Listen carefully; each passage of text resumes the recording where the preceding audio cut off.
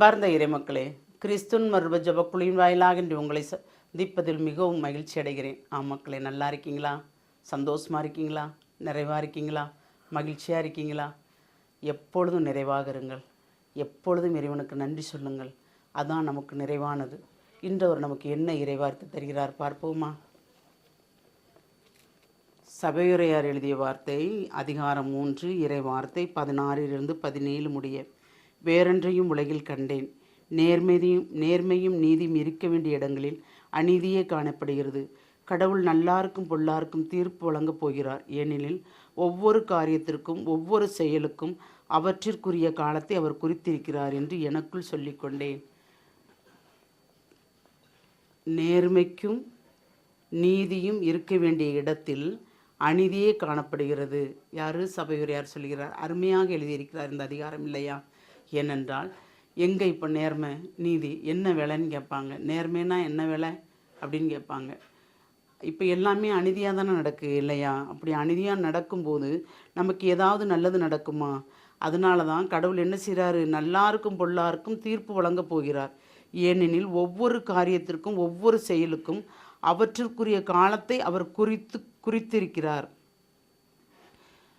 ஏனென்றால் நம்ம நல்லது செஞ்சால் நமக்கு நல்லது கிடைக்கும். ஏனென்றால் நாம் நடவுக்கு ஒரு காலம், அறுவடைக்கு ஒரு காலம்.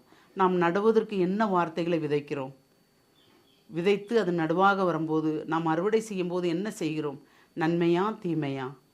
நல்லதா பொல்லாததா? அப்போது நாம் எதை செய்ய வேண்டும் எதை செய்யக்கூடாது என்பதை இறை வார்த்தையின் மூலமாகவே நமக்கு விளக்கி கூறுகிறார். இதில் கூட்டவோ குறைக்கவோ ஒன்றுமே இல்லை.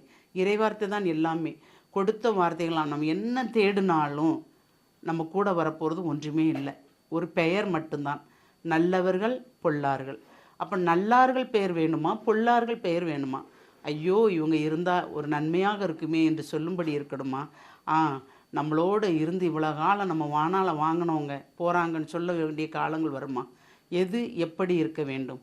எந்த நிலையில் இருக்க வேண்டும்? நாம் யாரை சார்ந்து இருக்கிறோம்? மனிதரை சார்ந்தா இறைவனை சார்ந்தா? மனிதரை சார்ந்ததாக இருந்தால் நாம் ஒன்றுக்கும் உதவாதவர்கள் தான். இறைவனை சார்ந்து இருக்கோம் என்றால் நாம் எல்லாமே இறைவன் பார்த்து கொள்வார் என்று நாம் நிறைவை தேடி மட்டும் இருக்கிறோம் என்றால் அது நிறைவானது. நாம் மட்டும் நிறைவை தேடவில்லை, பிறருக்கும் நிறைவை கொடுக்கும்படி ஆண்டவர் நம்மளை தூண்டுகிறார் இல்லையா? யான் பெற்ற இன்பம் பிறரும் பெற வேண்டும் என்று நாம் நினைத்தோம் என்றால் இறைவனுக்கு உகந்த வாழ்க்கை வாழ்கிறோம் நாம்.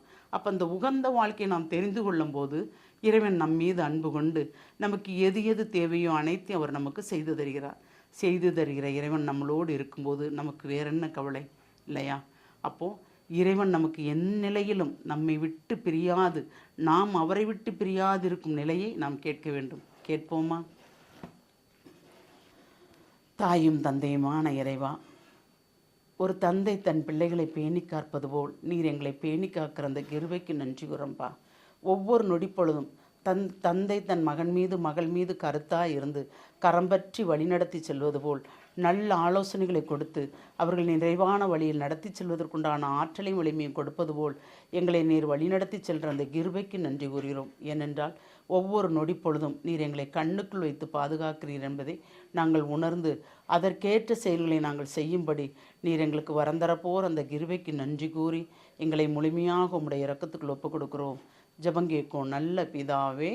ஆமேன், ஆமேன், ஆமேன்.